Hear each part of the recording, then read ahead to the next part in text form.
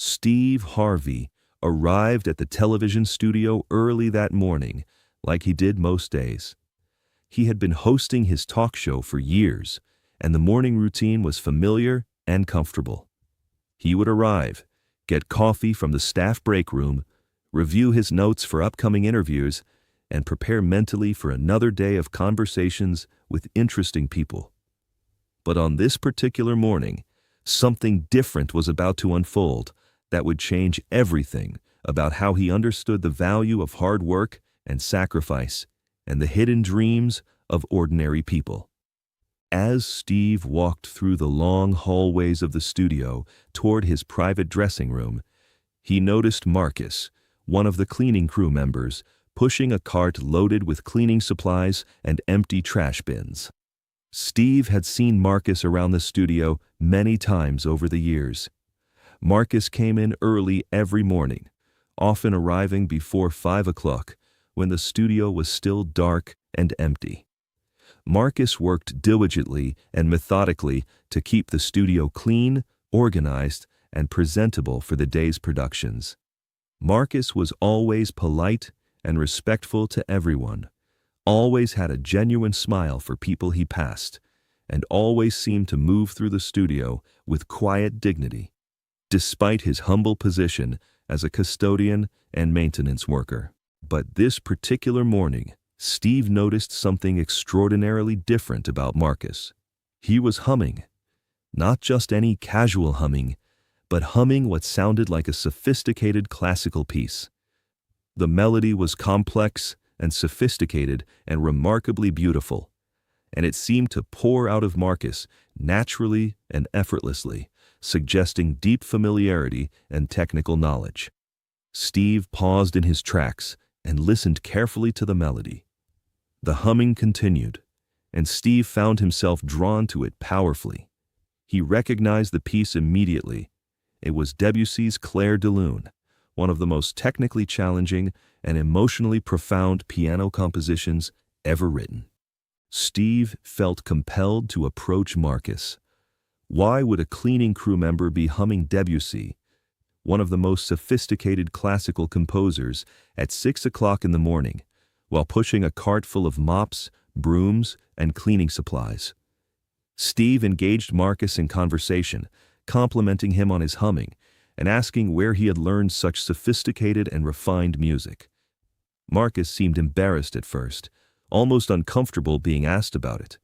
He explained hesitantly that he used to be a piano teacher. Years ago, he said, he had studied at Juilliard, one of the most prestigious and selective music schools in the entire world. He had performed in concert halls and recital venues. He had earned a master's degree in classical music performance. He had been passionate about music and about teaching music to young people. Steve Harvey was genuinely stunned and shocked. This man pushing a cleaning cart through a television studio at 6 in the morning had the training, education, and credentials to be performing at Carnegie Hall or teaching at the most elite universities in the country. Steve asked Marcus directly why he was working as a custodian if he had such elite education and such impressive credentials and training. Marcus took a deep breath and explained his story, and it was a story of sacrifice and love and difficult choices. After college and graduate school, Marcus explained, he had become a piano teacher in New York City. He had been good at it, and more importantly, he had loved it deeply. Teaching young people to play piano was his passion and his joy. He had his own students who came to his apartment for lessons several times a week. He was living his dream. But then, everything changed. His sister became seriously ill. She was diagnosed with cancer. She was a single mother with 3 young children, with no husband or partner to help her through her illness. Marcus's sister was struggling with treatment, struggling with her job, struggling with raising her children alone while facing a terminal diagnosis. Marcus moved in with his sister and her 3 children to help them. He took a leave from his teaching position, unpaid leave, so that he could be present for his sister and her children during her illness and treatment. He helped her get to her medical appointments. He helped her children with their homework and their daily needs. He cooked meals and drove them to school and helped them process the fear and confusion of having a mother who was fighting for her life. But his sister's illness proved to be terminal. Despite treatment and medical care, she passed away, leaving 3 young children without a mother and without a clear future. Marcus made a decision in that moment that would define his life from that point forward. He looked at his 3 nieces and nephews, children ages 8, 11, and 14, and he made a promise. He would not let them go into the foster care system. He would not let them be separated from each other. He would raise them as his own. He would be their father. He would give them a stable home and a family and love. But becoming a guardian to 3 children was expensive and complicated.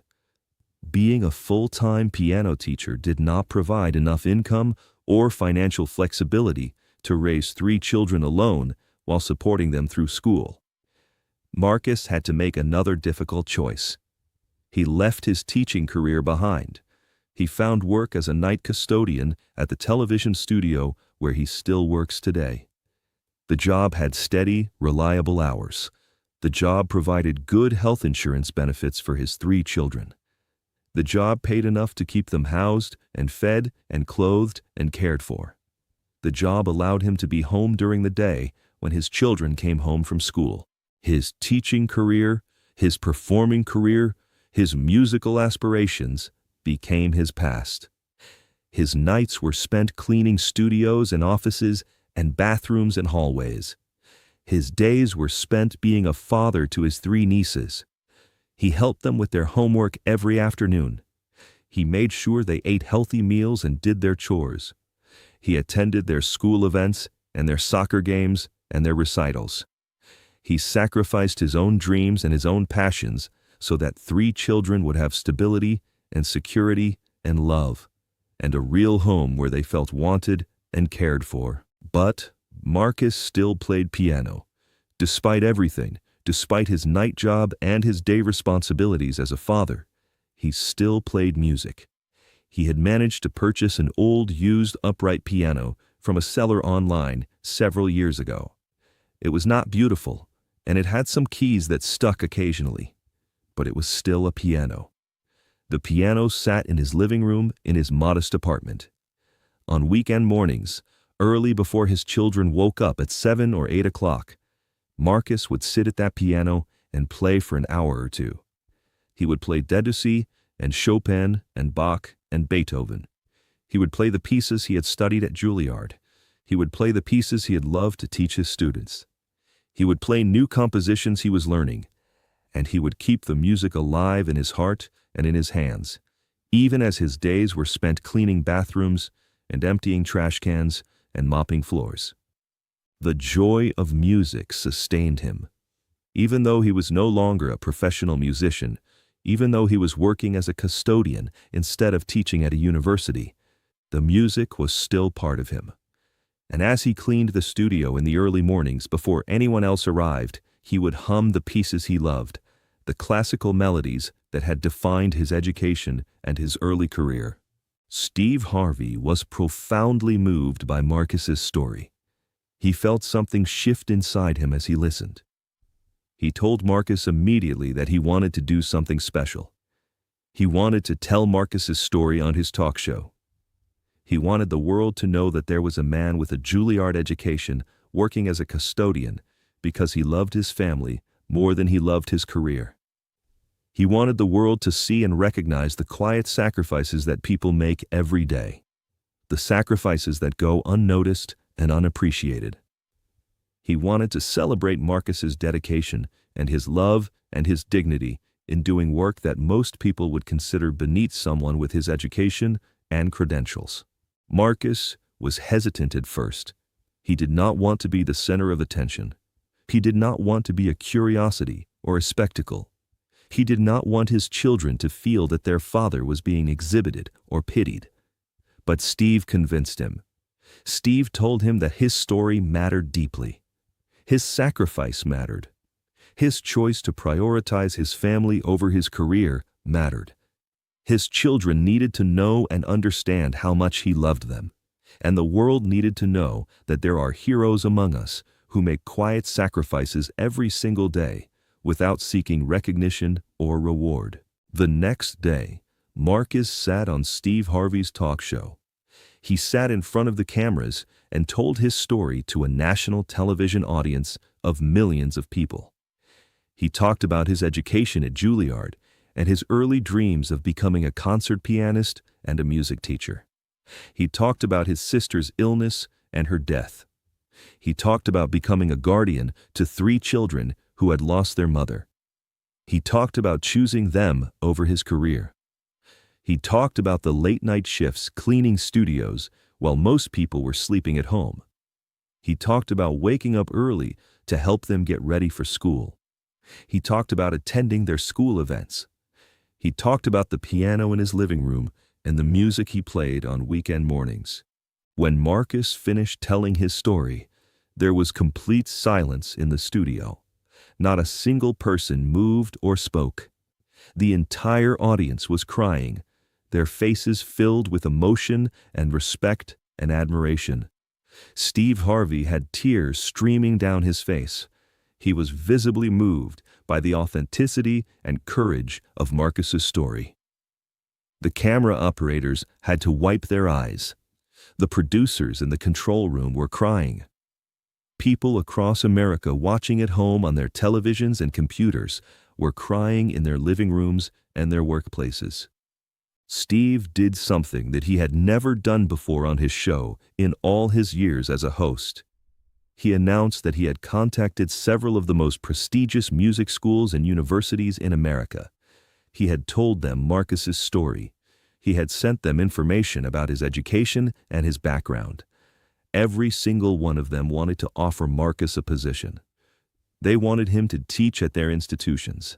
They wanted him to continue his musical legacy by training and teaching the next generation of musicians and performers. They would work around his schedule with his children. They would provide enough income and flexibility so that he would not need to work night shifts anymore. They understood his situation and wanted to support his return to music. But Steve also made another announcement that moved everyone in the studio to tears once again. He had started a personal fund to send Marcus's 3 children to any college or university of their choice, regardless of the cost.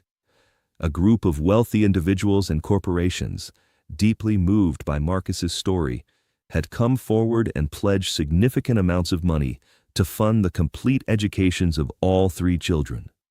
They would not need to take out student loans. They would not need to worry about how to pay for tuition or books or housing. They would be able to focus entirely on their studies and their dreams, just as Marcus had focused entirely on giving them a stable and loving home. The studio erupted in thunderous applause and cheers.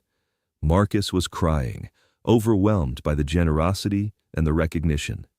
His 3 children, who had been invited to the taping as a surprise, ran onto the stage and embraced him.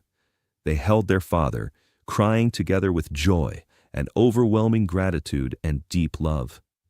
Marcus held his children and wept, the weight of his sacrifice and his love finally recognized and honored publicly. The episode went viral immediately on social media. Within hours, clips of Marcus's story were being shared across platforms. Within one day, the video had been viewed by millions and millions of people worldwide. The comments section, filled with thousands and thousands of stories of people's own sacrifices. People told stories of their own struggles. People shared their own quiet heroism in the face of difficult circumstances. People talked about their parents who had given up their dreams for their children. People talked about their grandparents who had sacrificed everything. People talked about themselves, the sacrifices they were making for their families. This is the story of what happens when someone in a position of influence, like Steve Harvey, notices the quiet heroes among us. Marcus's story sparked a national conversation about the dignity of all work and the hidden talents and sacrifices present in every community. It sparked recognition that education and career achievement do not define a person's worth or their value. Love and sacrifice and commitment to family, true sacrifice made without seeking recognition or reward, these are what define a person's true success and true character. Marcus went on to teach at one of the most prestigious and respected music schools in America, but he did it in a way that allowed him to be fully present and available for his children. He taught 3 afternoons a week and had weekends and mornings free to spend with his family. The university paid him enough that his children did not have to worry about money.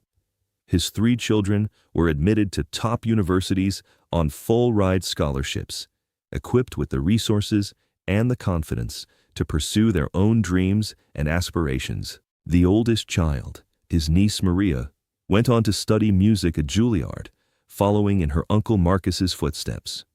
His nephew David went to medical school. His youngest niece, Sophia, went to law school. All 3 of them had the freedom to pursue their passions without the financial burden that Marcus himself had faced. Years later, years after the television appearance that changed everything, Maria performed in a concert at Carnegie Hall. She was performing not as a piano soloist herself, but she brought her uncle Marcus onto the stage and introduced him to the audience before her performance. Marcus walked onto the stage of Carnegie Hall, the concert hall of his dreams, the place he had dreamed of performing since his early days at Juilliard.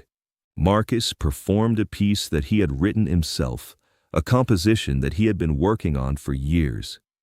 It was a composition that told the story of his sister, of her illness and her death, of 3 children who lost their mother, of sacrifice and love and family.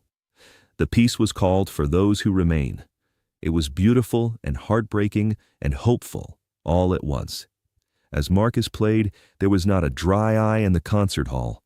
The audience sat in absolute silence, moved by the story and the music and the sacrifice that Marcus had made. When Marcus finished playing, the audience stood and gave him a standing ovation that lasted for many minutes. People cried openly. People cheered. The recognition and the honor were overwhelming. Marcus had finally performed in Carnegie Hall, not as a desperate young graduate trying to launch a career, but as a man who had lived a life of meaning and sacrifice and love. This is the story of what happens when someone in a position of influence, like Steve Harvey, notices the quiet heroes among us. This is the story of a man who chose family over career, who worked night shifts so that 3 children would have a home and stability and love, who played Debussy in an empty studio at 6 a.m. while pushing a cleaning cart. This is the story of how one person's sacrifice can inspire millions of people to recognize the sacrifices of the people around them, the people we take for granted, the people who make the world work while most of us sleep. It is a powerful reminder that we never really know the full stories of the people we encounter every day. It is a reminder that true greatness is not measured in degrees or accolades or career achievements or the prestige of the position we hold. True greatness is measured in love and sacrifice, and the willingness to put someone else's needs and someone else's dreams before your own. True greatness is shown in the quiet choices we make when nobody is watching.